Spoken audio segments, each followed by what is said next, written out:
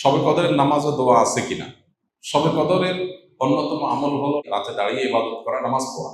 এই জন্য আমরা লাইলাতুল কদরে ইনশাআল্লাহ তৌফিক অনুযায়ী দুই রাকাত করে করে লম্বা লম্বা কেরাত, লম্বা লম্বা রুকু, লম্বা লম্বা সিজদা দিয়ে খুব মনোযোগের সাথে দীর্ঘ সময় নিয়ে আমরা নামাজ আদায় করার চেষ্টা করব। এটাই হলো লাইলাতুল কদরের নামাজ। এর কোনো রাকাত সংখ্যা নাই যে এত রাকাত পড়তে হবে। যার যতটুকু তৌফিক হয়, 2 রাকাত, 4 রাকাত, 6 রাকাত, 8 রাকাত, তারাবির পরে রাতভর আমরা সেই নামাজগুলো পড়তে থাকবো ইনশাআল্লাহ। নামাজের পাশাপাশি লাইলাতুল কদরে করার জন্য স্পেশাল আমল নবী করিম সাল্লাল্লাহু আলাইহি সাল্লামের পক্ষ থেকে রেকমেন্ডেড আমল একটাই আছে, সেটা হলো মা আয়েশা রাদিয়াল্লাহু তাআলা বর্ণিত হাদিসে যে দোয়ার কথা আমরা জানি, সেটা হলো আল্লাহুম্মা ইন্নাকা আফুউন তুহিব্বুল আফওয়া ফাফু আন্নি। হে আল্লাহ, আপনি ক্ষমাশীল, ক্ষমাশীলতাকে পছন্দ করেন, অতএব আমাদেরকে ক্ষমা করে দিন। এই দোয়া বেশি বেশি করে করা।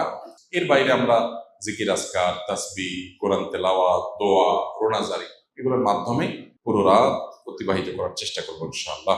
নামাজের ক্ষেত্রে বিশেষ কোনো নামাজ নাই যে লাইলাতুল কদরের এরকম এত রাকাত নামাজ, প্রথম রাকাতে অমুক সূরা এতবার, তমুক সূরা এতবার, এরকম কোনো বিশেষ নিয়ম নাই। বরং অন্য যে কোনো নামাজের মতো যে কোনো সূরা দিয়ে আমরা নামাজগুলো পড়তে পারি। রমজানে কোনো ব্যক্তি হঠাৎ এমন অসুস্থ হয়ে গেল যে সাহারি খেয়ে রোজা রাখতে পারবে না, সেক্ষেত্রে ওই ব্যক্তির রোজার কাফারা কি হবে?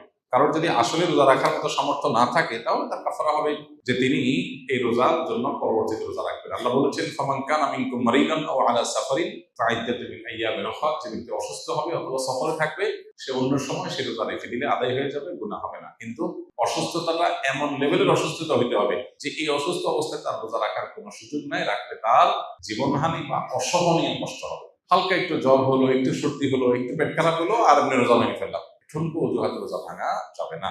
রমজানের তারাবির টাকা উল্লেখ করে মসজিদে টাকা তোলা হয়, এটা শরিয়া দৃষ্টিকোণ থেকে সঠিক কিনা এটা আমরা এর আগে বারবার বলেছি। তারাবিতে বিশেষ করে হাফেজরা কোরআন তেলাওয়াত শুনিয়ে টাকা গ্রহণ করা জায়েজ নাই, দেওয়াও জায়েজ নাই। হ্যাঁ, হাফেজরা যেহেতু রমজানে মসজিদে তারা তারাবি না, ওয়াক্তিয়া নামাজ তাদের পড়াইতে হয়, সেক্ষেত্রে ওয়াক্তিয়া নামাজের ইমাম হিসেবে তাদেরকে নিয়োগ দিয়ে নিয়মতান্ত্রিক ভাবে বেতন দেন, বোনাস দেন, সেটা ঠিক আছে, এবং সেটার জন্য টাকা নিলেও অসুবিধা নেই।